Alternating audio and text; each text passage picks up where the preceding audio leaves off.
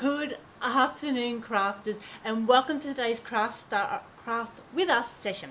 I'm Michelle Brown, Creative Director from Picture to Page and Beyond, which is our scrapbooking, mixed media art and papercrafts community. Now, I hope you've had a chance to grab all of your supplies for today, and we're going to have a play with water-soluble crayons. Now, the reason that this came up for me this week is that I saw a question on Facebook asking what's the difference between two different types of crayons that I've got. And I thought, well, that's a really good question. I haven't used one for a while, and I'm not quite sure exactly what the differences are. So I thought, well, let's get them out and have a play. And then as I started pulling out my water-soluble crayons, I realised I had 6 different varieties. So I thought, well, this is a good chance to do a little bit of a comparison and perhaps an opportunity for you to get your water-soluble mediums out and have a play as well. Now, it doesn't matter if it's Inktense or Gelatos or distressed crayons or whatever it might be. Anything that reacts with water will work for today. And again, we're talking about just what we were with the paints the other week, is playing with our craft products, is getting to know our craft products so we understand what colours they are on different backgrounds, how much pigment they have in them, whether they're runny or they've got a lot of pigment in them, how far they will go on different surfaces. So they're all the different things that we need to consider when we want to be able to incorporate them into our work. So it's good to see everyone here. So let's get started. Okay. Looks like we're all working fine. So these are the ones that I've managed to pull out to have a look at, and some of these have been collected over a period of time. So let's just run through them and then we'll have a play. So firstly, here's some Faber-Castell pencils. Now these are watercoloured pencils, a little set of 12. Now I've pulled out a blue one today. I've decided that I'm sticking with a bit of a blue theme. So there's those. Now, may have seen the Neo Colour 2. Now these again are water soluble, quite expensive. This is a small set, and these come in a whole heap of different colours. I have seen a set of about 80 or so, and so these are a cute little watercolour crayon. If you are going to look at investing in these, make sure that you've got the one that says water soluble. I believe Neo Colour 1 is not water soluble and you won't get the same effect. So if you want them soluble, make sure it says that on the packet. Okay, and so our next sort of artist quality one is these Inktense Blocks by Derwin. Now they come in both these blocks and pencils. So these are a really lovely set, really nice little tin for all these different colours. You can see they're kind of being used. Oh, one's a bit broken.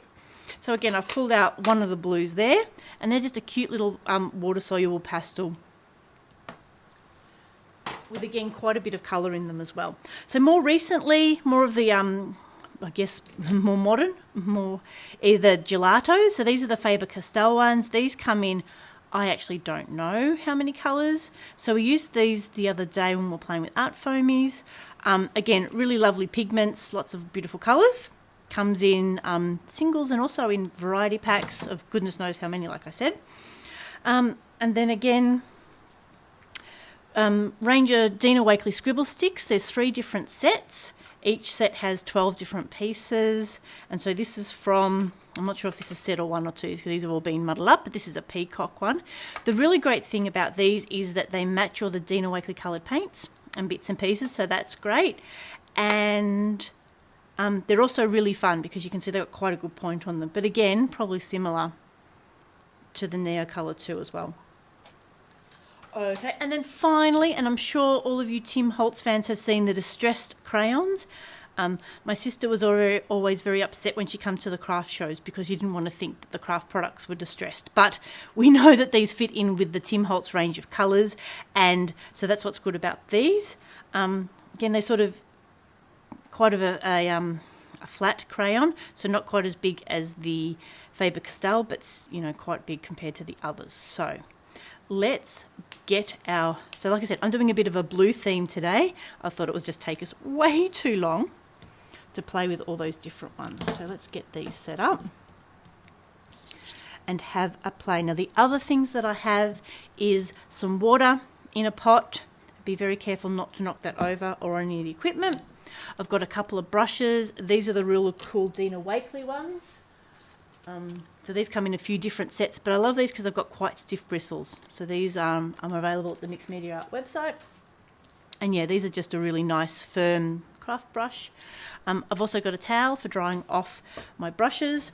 I've got a pen so we can make sure we know which is which. And then finally, I've dragged out my art journal. So Delusions, the large size one, and I've got a nice clean page, so there's nothing on here. I haven't done any gesso, I haven't added any ephemera, so we'll just be doing it straight onto here to see how the medium drags out. And then similar as we did with our paints the other week, we could always then go on and put it across something as well to see how opaque they are. So we know that these will be quite translucent. Okay, so can everyone see that okay? Now let's check if we've got any questions. Lots of lovely familiar faces. Hello everyone. I really hope you're all staying dry and somewhat warm today. My goodness, we knew the rain was coming, but it's always seemed a bit of a surprise, doesn't it? So fantastic. We've got a fantastic turnout today. Okay, so with this art journal page, there's lots of different ways to use your art journal, and really I'm not always trying to create layouts. I also want to use it as a bit of a technique and a log, or keeping the swatches together of what we've done. So I'm going to write up here that this is our craft with us day. Can you hear the rain on the roof? Okay. So what I'm going to do first, where will I start? I guess I might as well start from here. So let's start with the Faber-Castell Gelatos. And if you wanted to go and make swatches of all of them, you could write down the colours. Oh, this is where these have the colours. Oh, yeah, like we're going to be. So this one's blueberry. Can we see that? Oh, good. Might be time to get my eyes checked again. So again, what we're going to do is just move this one. This one has a few really cool features, which they really thought about in designing. Firstly, the lid's got some little tangs on it, which stops it from rolling away. Which, for those of you that like me, if I ever hear a pencil hit the floor, the kids know I'm going to hit the roof. So you can see just scribbling it on there, it gives us quite a thick coverage. You actually do churn through these quite quickly. So you can see there, that's what it looks like straight onto this. Now these Delusions has quite, I don't think she says, but has quite smooth paper. So we know that it should glide quite well. Now the first thing I'm going to do on this side is actually just see what it looks like if I smear it with my finger. So if I wanted to do some shading or something really subtle, you can see what it looks like there. So you can see that that blends it out and that we get that little bit as well. Now, clean my finger clean. So what we'll do next, get a little bit of water on the brush. Again, drying it off because we don't want it too wet. And we want to leave a little bit, and then I want to activate this and then pull the colour through. That might need a little bit more water. So again, it gives me an idea of how much water it is. You can see here that we're pulling that colour through. You can see that if I do it too much more, I'm going to start scruffing up the paper. And we can see how it goes to that nice light colour as well. So it really gives us that range of where we've just activated it here, right through to there. Okay, so that's the Faber-Castell Gelatos.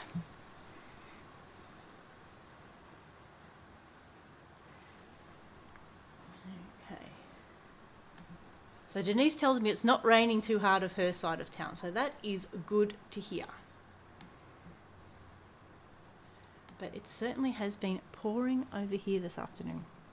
Okay, so next we'll have play with our distressed crayons. So again, we know that these are the Ranger Distress. Like we said, we could write, this has a colour. Yep, so this is Mermaid Lagoon.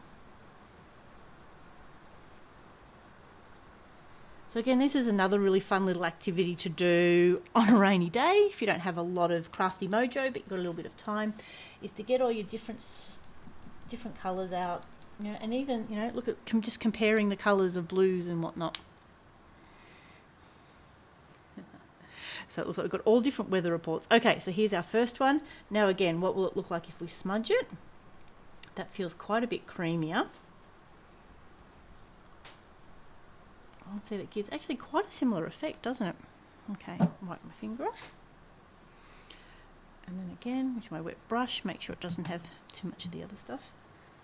Now, because these are water soluble, a lot of them don't set. So if you did want to, you know, do a bit more mixed media and then put colours over the top, you'd want to use a sprayable fixative.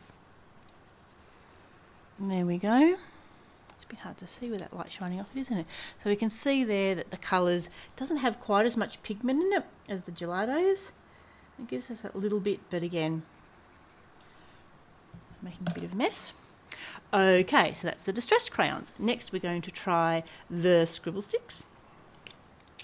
So again, these are the Dina Wakley Scribble Stick. And this one is called Peacock. How cool would it be to be naming colours? Okay, so this one's definitely got a finer point and it's quite a bit firmer. You can see just by doing that it's taking quite a few more strokes to sort of cover the same area. These are really good again if you want to get the colour, you know, if you're sort of colouring in a stamped image. Of course, always use something like a StazOn or an archival ink because you're going to move it around with the water. So you want to make sure that, fingers first. So fingers, very little effect. That really hasn't come up much at all. That's maybe, yeah, hasn't really taken the lines out of it, so maybe a tiny bit. Okay, so we're getting about there. Now we can see as soon as we do that how it reacts. So this one really needed to be pulled out, where you can see here there's quite a bit more pigment in it. So it's interesting, isn't it?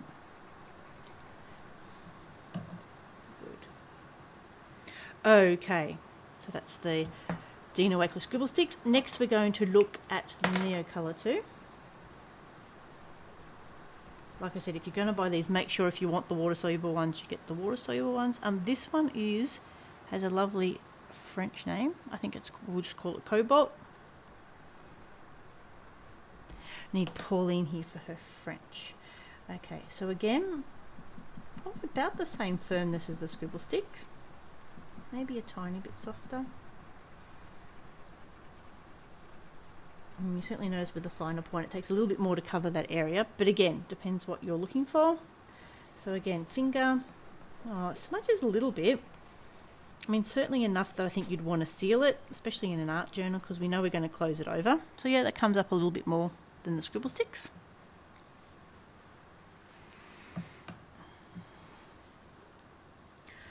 Okay, so again, activating. It just feels like it just has so much more pigment in it.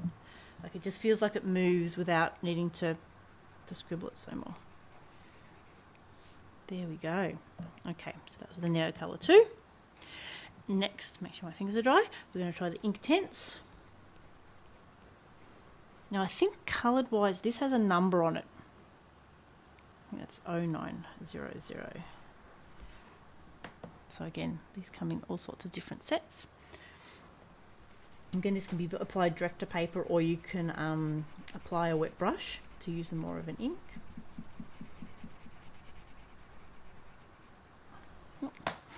Okay, so fingers.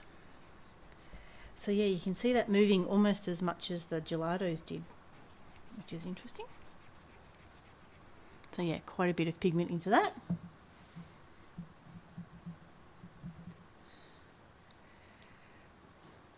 Okay, so again, make sure a brush is clean.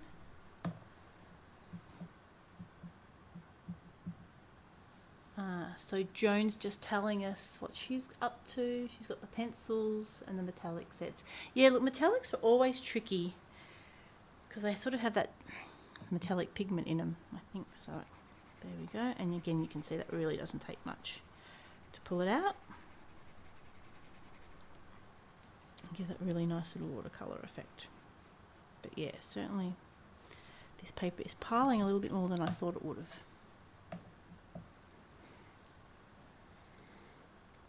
Okay, and then lastly, and certainly not least when it comes to water-soluble medium, is our, gosh, that's a bit hard, Faber-Castell, there we are, watercolour pencils. And it looks like that one was called Phthalo Blue.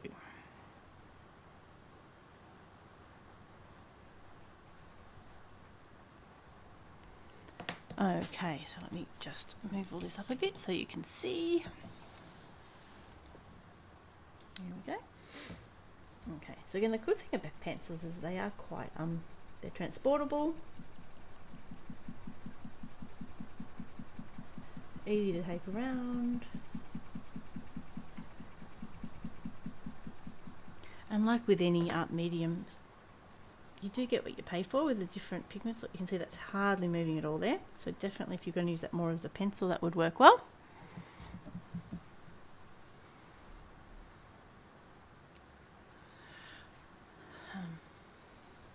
So Nana or Joan was just asking what's the best paper to use. I'm not sure. I would have thought this was actually working a little bit better, but we can see it's piled a little bit there. Certainly we could put gesso on this if we wanted the mediums to move more. But yeah, a watercolour paper or something with a bit more of a shiny surface will certainly help move it along and hopefully stop it piling as well. Hi, Gayleen. Sorry you've missed the start. Yeah, as soon as we finished here, the replay will be straight up on Facebook, and then tomorrow morning it'll be up on YouTube as well. So you'll certainly be able to catch up on the replays, or you can watch it as many times as you like. Now, yeah, and Jackie's just answered Joan there saying either use a watercolour paper or, yeah, gesso the paper first. And again, you know, in hindsight, we probably should have done that, but it all comes down to time, doesn't it? I said, and I didn't want it sort of to, because when you put gesso under it, you can see this is a bit of a cream finish. The gesso would certainly give it a different look as well, different colours. So again, the brush, pulling it out, and being pencil, it really doesn't have, you can tell there, that same level. Which again is okay, because you can add a little bit more while it's wet, or you can colour it in more, either when it's dry or even while it was still wet. So, any other questions? Anything else you'd like me to try?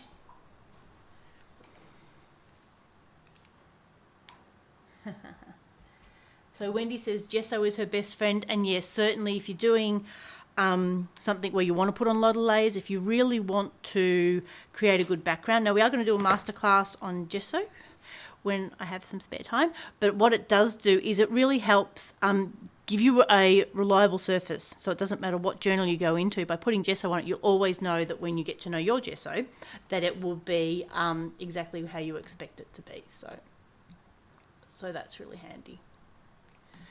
Okay. So where are we up to? Excellent. Okay. So there we go. Let's just run back through those. So this was the Faber-Castell Gelato. This one was the Blueberry. And again, really cute little convenient way of moving your mediums around. The Distressed Crayons, which go with all the Tim Holtz colours. That was the Mermaid Lagoon. Scribble Sticks, again, Ranger, the Dina Wakley Medium. And this one was the Peacock. The Neon 2. And again, if you want to use this, make sure you get the water ones if you want them to be water soluble, because that's the whole point. Okay, and then Inktense, gorgeous little colours. And again, because these are water soluble, you can blend them. And then finally, the Faber-Castell pencil as well. They've been rolling around all over the place. Excellent. Okay. So, if you have any other questions, pop them below. What have we got? So Marg said she hasn't got any crayons, but doing the same thing with ink. Yeah, you'd need to just check to make sure that the ink was water soluble, and then it would run as well. So that's great. Again, always good to have swatches to be able to compare colours, to be able to see what will work, what else is needed. And then we've got Shirley. Yep, wet the paper first. Oh, okay, you want to have a go at that? We can have a play with that. Let me get back here. Way too many buttons. Okay, so wet the paper first. I usually don't like doing that because I don't want to get the medium wet, but I guess there's no reason why not. So, and for those of you that don't know, Shirley was the founder of From Picture to Page and is the most amazing artist. So there we go, we've got the page a little bit wet. You can see that in the light. So again, adding the gelatos, the crayons. So yeah, you get a really smooth effect when you do it that way. What was the next one? Scribble Sticks. Oh, that almost looks like it resists the water. You can see. That's a bit of a different effect. That doesn't work as well with the Scribble Stick. Neo Colour 2. Let me add a little bit more water.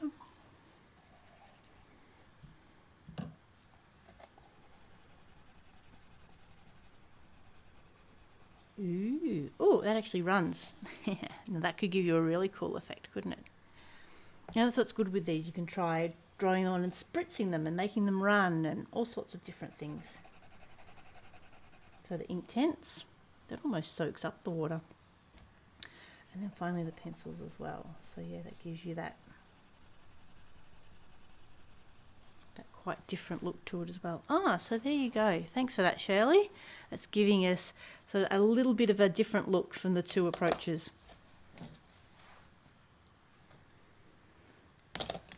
Oh, let's not knock the water over. Okay. So, Marina asked, do I have a favourite? I guess what I have been using most at the moment is the Scribble Sticks. Again, because I have most of the Dina Wakley paints and I'm doing more stamping and then shading, so those Scribble Sticks have worked well. I've previously done some really good artwork with the Neo colours as well, so I haven't used, they're all different. So again, it depends. If you want to do more stamping and then colouring in, I think the distressed crayons and the Scribble Sticks are good. If you want to get a lot of colour, the gelatos are great. They're really good for a resistance technique as well, over gesso or over clear embossing. They work really well because they've got so much pigment in them. And the pencils are always fun because they're affordable and easy to move around. So, and the Inktense and the Neo Colour too, I think, are quite expensive. So, but again, it's always good to invest in good quality art supplies when you can. So that sounds like I'm completely sitting on the fence there, Marina. Okay, silly questions. Are the crayons used instead of ink? I'm not sure what you mean, Joan. Yeah, the crayons are used instead of ink. So I would use them, okay, how I would use them. So inks I would use primarily for creating backgrounds or for stamping, whereas for the crayons I would use if I had stamped an image and wanted to highlight just a small part of it, and again using that watercolour to sort of soften that look. If you wanted to create more backgrounds, again you'd probably use more acrylic paints if you wanted to do larger backgrounds. But yeah, we did the craft with our session on shading, so they're really good for that as well, to create those highlights. So again, it depends on what you're doing. If you're doing more straight card making, then maybe the water soluble medium aren't for you. But if you're doing more art journaling, then it's a chance to really give a very different look and a different range of colours than what your paints would as well. So horses for courses, as always. So okay. So, hello, Sonia. So she says she's created a palette of acetate. Oh, excellent. And taking them all with her. That's a really good idea. So just adding some to some acetate or transparency and then having that with you. And definitely if that's got a lot of pigment in it, that would work really well as well. Excellent. Okay, so I think that is it for the day. We haven't taken up too much of your time.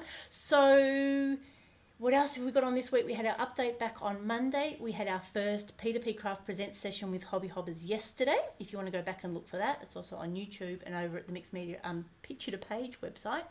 And we're going to be back with our next P2P Craft Presents Creative Memories tomorrow. So there is so much going on. If you have any suggestions, make sure you pop them below in the comments. For those of you in our Papercraft Posse group and you've given this a go, I'd love you to share your photos of what you've done, and I'll take a photo of mine and pop that up in the Papercraft Posse group as well, which of course is in Facebook. And then at the end of the week, those on our mailing list, all of these links will go out to everyone on the mailing list. We'll do a weekly wrap because there's so much going on. Even I couldn't find all the links to everything that we'd done. So if you're not on our mailing list, head over to our website from picture2pageandbeyond.com.au. Just pop in your email address and your name and you will be on that list to know what's going on. So excellent. I hope you're all well, and it's so good to have all of you here on this rainy afternoon. So this is Michelle Brown signing off. I hope you have a crafty day.